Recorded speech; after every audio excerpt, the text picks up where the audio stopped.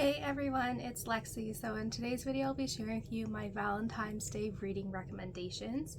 So I'm filming this I got a new phone, the Samsung Galaxy S22, and the camera on this one is actually pretty good. So this is my first time filming with this. I think it is a better quality than my Sony point and shoot camera. So this is me testing out some of the settings. So let me know if you like this higher resolution. I'll be playing around with it. But kind of got sidetracked there. But basically this video I'll be sharing with you some of my favorite books about love. And I think there are many different types of love. There is familial love, there is, love with a significant other, friendship, those type of things. And so I wanted books to have not only kind of the traditional kind of romance aspect to it, but then also different kind of facets of love as well. So these books are kind of all over in genre too, which makes it a lot of fun. So yeah, without further ado, let's get started. So starting up, I first have the Brown Sister Trilogy by Talia Hibbert. I read this series a couple summers ago and I really liked it. This was kind of my first foray into adult contemporary romances, which is a genre that I've never really gotten into. So it is, even though it's a trilogy, each book can be read as a standalone. You don't necessarily need to read them in order as well. The first book is Get a Life, Chloe Brown. The second book is Take a Hint, Danny Brown. And the third and final book is Act Your Age, Eve Brown. And this follows each of the Brown sisters as they find love in different ways. Each one kind of has its different setting too.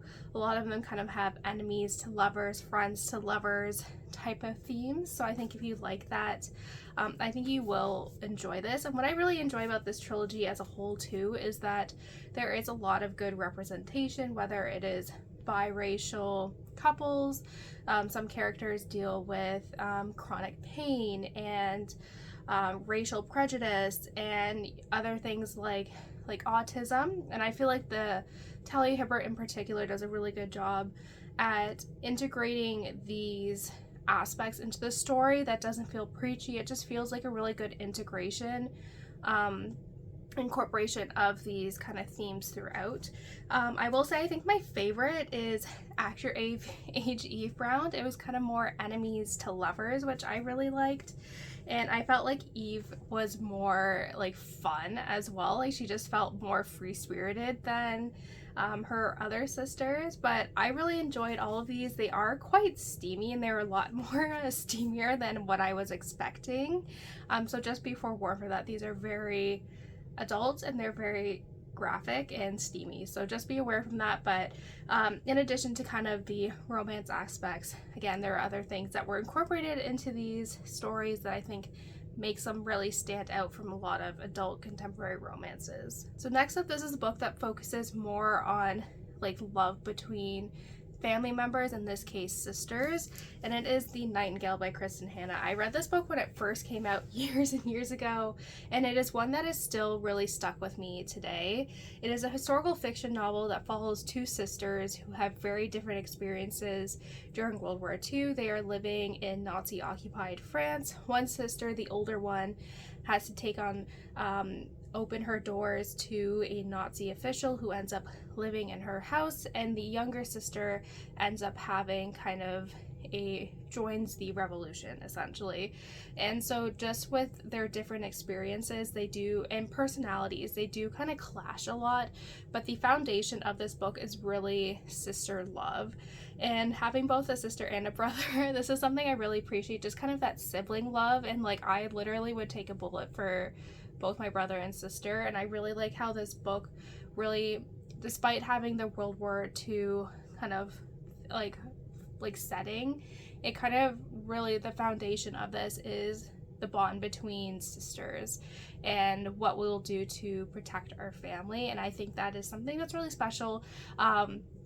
Like I said, especially having a sister and a brother. I think anyone who has a sibling, not necessarily doesn't need to be a sister or brother, I think you can really relate to. And being the oldest out of my siblings too, I could really see myself through the older sister's eyes and a lot of the kind of just different experiences that different siblings have based on birth order. I think it's really interesting to explore.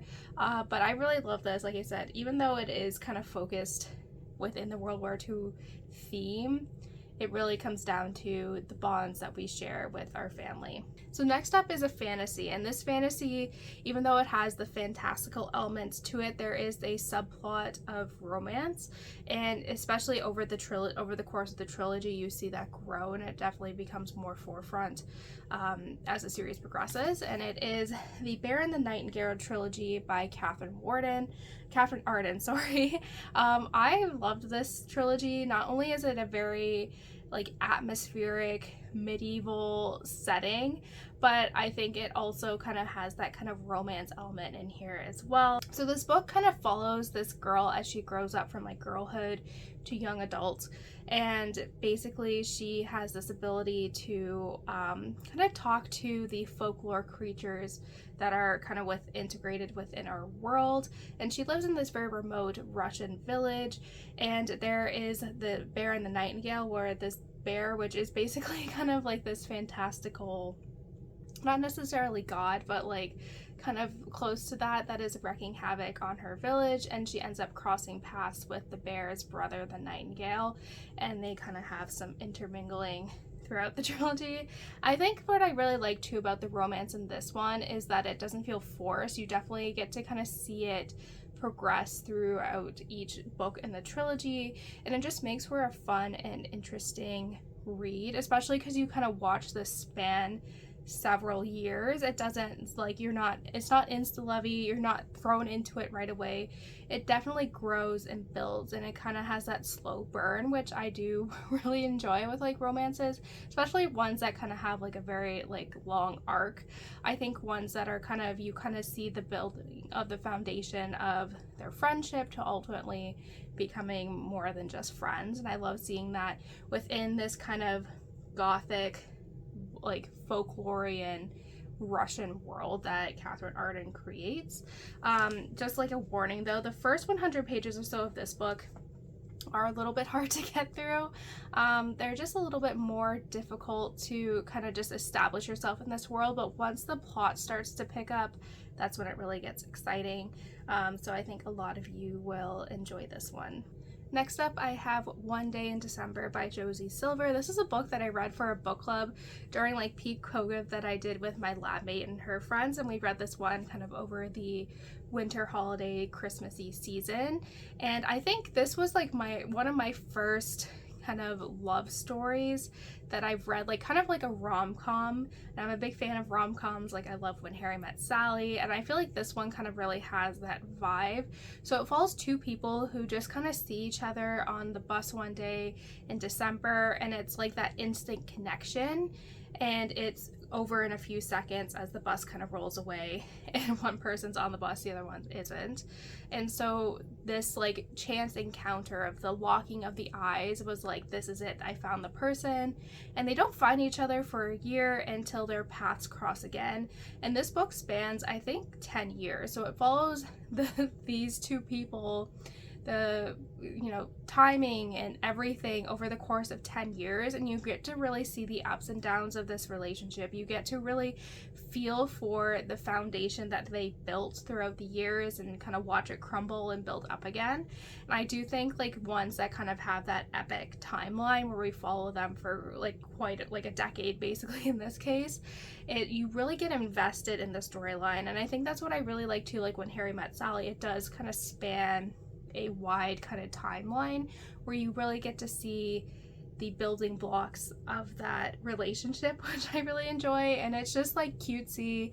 I feel like this, if a book, I'm like surprised this one hasn't been turned into a rom-com movie, just because I feel like it checks all those boxes of like the classic 90s rom-coms. I feel like that totally fits it, and it just is totally a vibe. You don't need to read it at Christmas time because it obviously you're following like 10 years, so you can kind of read it anytime, but I think winter is the best time to read it, even in February too. If there's snow on the ground, you're getting the vibes. And lastly, I have the ever popular TikTok author Emily Henry. The only book of hers that I've read currently is People We Meet on Vacation.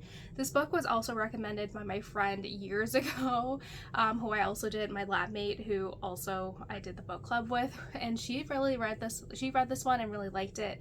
I need to read 2 other of Emily Henry's books to be kind of caught up.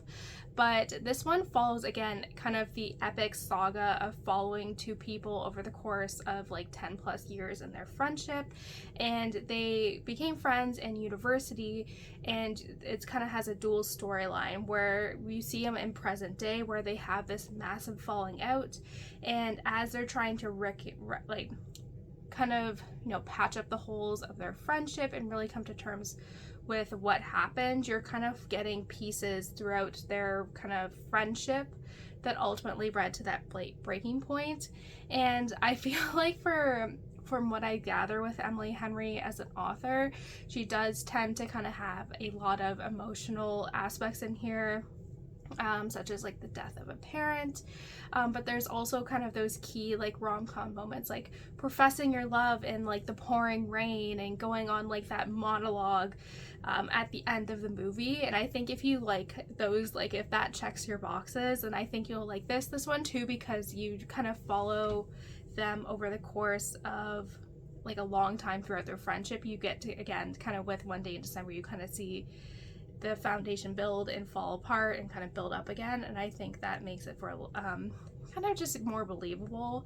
And in this case too, they kind of go and travel once a year. They'll do a trip together, so you kind of follow them around the world as well in each kind of year of their life and everything like that. So I think that's a very interesting approach, kind of reading their past history from each year of like that one snippet of like 1 week once a year of them together, which I think makes for a very interesting read. So yeah, like I said, I really have enjoyed this one, and I do want to pick up more of her books pretty soon. So that's it, guys. I hope you enjoyed this video. Let me know in the comments below what some of your favorite books to read are around Valentine's Day, or books that are centered around love, the many different kinds of love. So yeah, thank you guys so much for watching. Don't forget to give this video a thumbs up, and I'll see you guys next time. Bye, guys.